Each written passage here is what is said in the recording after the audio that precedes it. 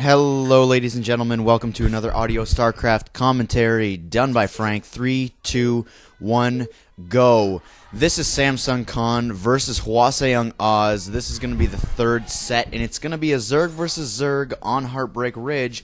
We've got Hwaseung OZ sending out Baxter, who's going to be spawning at the left-hand side of Heartbreak Ridge, and on the right-hand side of the map is Hwaseung OZ's Odin. And Odin, I haven't seen this guy play in such a long time, and he's got one of those names that you just love saying. He just sounds like such a dominating player. He's not really, but I mean, when you say it, it sounds like you're talking to Zeus or something. Odin. I don't know. I always love saying his name. But anyways, both of these players, respectively, not that great. Not necessarily the top players coming out from either team. So we will see a pretty good matchup, I'd have to say.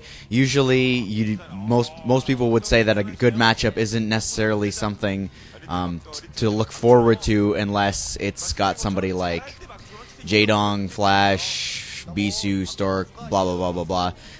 Not necessarily the case, I feel. If the players are evenly matched in skill level, I think it's going to be a good matchup. Anyways, so Zerg versus Zerg, yeah, we've been seeing a lot of that on this map. I think this map is a little bit Zerg favored, seeing as how if a Zerg goes up against any other race, it is extremely easy to expand. Really easy to hold. So yeah, so we have both players going for an over something, or 12 something even coming from Baxter there, and a 12 something coming from Odin as well. So yeah, we're gonna have to see. I mean, Heartbreak Ridge, I've said in past commentaries, a lot of Zerg players tend to go for that 12 hatch opening on this map, and it looks like both players are actually looking to do that. It's extremely easy to hold, and the distance is not necessarily that great, and seeing as how it is a two-player map, you do know exactly where your opponent is going to be, but the distance is it's pretty far to trek for a 1v1 map, a two-player map. But yeah, regardless, both of these players going for the 12 hatch into 11 pool. So it's going to be a little bit of a slow opening here. And during this lull here, I do want to say that I commentated the first two sets of this series before the OSL. Before I casted the OSL with Matt and Steve and Mole Trap and Deja Vu, which was a blast, by the way. It was such a fun time, and there we see Jangbi and Haya, who played in the last set. But yeah, it was a blast, and now I'm commentating these. I actually went up to Waterloo, and I commentated the OSL finals, and then I came back here. So it's going to be, I might sound a little bit different, a little bit more healed up from my flu that I had over the past couple of weeks there. So I might sound a little bit better. My mic is kind of messing up a little bit today, but regardless, what I wanted to say was specifically that yeah, there was a little bit of a time difference in between, so I'm going to be getting these games a little bit later than I would have liked to. I wanted to get them done before the finals were casted, but I got up a little bit late that day. So regardless, both these players are scouting out each other right now with their overlords. They have seen that each other have respectively gone for the exact same builds, so they're going to know exactly what to do at this point in time. I think it's going to turn into a mass Mutalisk game, and the first Zergling's now out for each player. And again, I comment on this every time I see it. When players go for the exact same build orders in mirror matchups, when the build is exactly the same timing, and it looks like a little bit of an engagement here, and Baxter's going to have the advantage here, getting those first couple of hits off, and one Ling chasing down that last Ling there, and just letting it go away. So a little bit of a victory there for Baxter. But like I was saying, both these players coming out with the exact same timing. How disgusting is that? Exact same timings, exact same amount of Zerglings, amount of drones, amount of overlords. Layers are going to pop probably at the exact same time. It's just phenomenal to see the skill level of these players. So now it looks like Odin's going to try to loop around there. I think he's just trying to spot out where Baxter's Zerglings might be hiding with his own Zerglings. Just checking out that 12 o'clock position, running around. I have seen Zerg versus Zerg players matchups where the player on the left side of the map does hide his Zerglings at that top position there. Kind of a little bit strange, a little bit of a strange maneuver there, but I mean, I have seen it. And yeah, Odin is just checking around, looking for those Zerglings, looking to hunt them down, or not necessarily hunt them down, just spot them out. I mean, two Zerglings aren't necessarily going to hunt down a pack of more Zerglings than two, but yeah, both both these players are going for mass Zerglings, and we do see speed is up for Odin. So we haven't seen yet if speed is up for Baxter. Speed obviously being not the equalizer, the unbalancer of Zerg versus Zerg when Lings start to attack each other. And no, speed is not up for Baxter, or quite possibly... No, speed is definitely not up for Baxter, so Baxter might just be getting that upgrade kicking in now.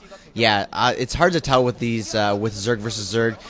It's hard to tell with Lings whether they're speed upgraded or not. Yeah, so Baxter is now speed upgraded. I don't think he was when I was spotting it out. And then, yeah, so there's Odin getting some Lings in, and he might just get one drone kill here. One drone, almost going down there. Fortunately, it got in that extractor in time, and that would have been a little bit of a victory for Odin. And Odin, I think, has killed a couple of Zerglings on the front door, getting a surround off of one Zergling there.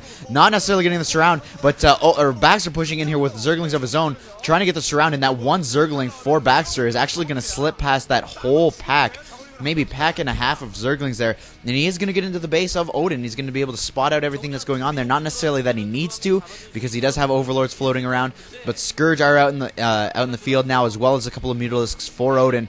So, yeah, it looks like that one Zergling, though, if that one Zergling gets a drone kill, this will be huge. No, he needed 2 more hits off on that. So it looks like Baxter opted to go for the lack of Scourge here, and Odin has a pair of Scourge of his own. If Odin can land those Scourge, that's what's going to be the deciding factor here, who's going to come out ahead. And it looks like Baxter slipping another Zergling past there, getting it killed off, and these Mutalisks are about to engage here, coming in, engaging this one Overlord, and both these players are fighting. Odin, nice micro there, picking off a Scourge, picking off both Scourge, and landing a Scourge of his own. So now we're going to have to see, though, who has the better micro here, and Odin's going to have to dodge these Scourge. If he doesn't dodge these Scourge, he's going to be in a lot of trouble here, and he backs up, and it looks like Baxter, yeah, is going to come out way ahead on this one. Only 3 Scourge up in the air now, and they're just going down to the overwhelming force of Mutalisks in the air for Odin, or for Baxter rather, and Baxter is now taking a huge advantage here. Odin, feeling the desperation, is going to go in here, try to push in with some Zerglings. Unfortunately, Baxter even has more Zerglings than Odin does. I feel like maybe Baxter might have spent a little bit less larva on the drones than Odin did, so maybe if Odin holds off here, he'll be able to come back in this one. However, in the meantime, it looks like he's way behind here. Yeah, being forced to produce just a ton of Scourge. That's not something he wants to do at this point in time. He wants to produce those Mutalisks. Mutalisks obviously way more important than Scourge, but Baxter with some Scourge of his own. It looks like he's going to try to push in here. He's going to fly across the map. No, those Scourge and Mutalisks coming back, looking to defend. I think he's afraid of a Zergling all-in counterattack here, but that's not the case. Odin is producing a lot of Scourge. He's producing those high-tech units, producing those Mutalisks, and it looks like he's going to come in here, try to push in, but a lot of Scourge landing there for Odin. Odin landing almost all of his Scourge. He's going to have to micro against the Scourge of Baxter here, though, and it looks like, no, a lot of Scourge landing there for Baxter as well, and Baxter knows that he's got the overwhelming force here, and just one Mutalisk going to try to micro against these Zerglings. 3 Mutalisks now up in the field for Odin, and it looks like, yeah, Odin knows what's up. He knows that he's going to go down into this matchup here, chasing away those Mutalisks with a single Scourge. I think there's only about 3 or 4 Mutalisks there for Baxter, but it looks like he's going to be able to come in here, harass this drone line. He hasn't gotten a single drone kill yet, actually, just doing a ton of damage, and there's GG from Odin. He knows that he was behind in the Mutalisk count, so really nice play there from Baxter. You usually don't see that that overwhelming of a victory when the players are kind of at the same skill level. And I actually wasn't going to say this right away, but I actually put Odin ahead in skill level as far as the this matchup goes, especially in Zerg versus Zerg. I mean, I know Odin isn't that great in Zerg versus Zerg, but he's definitely got the experience over Baxter. Oh, and Baxter doing a taunt. I think anytime any team plays against just Hwaseung OZ, Firebat here doesn't even have to taunt in the matchup, although he did.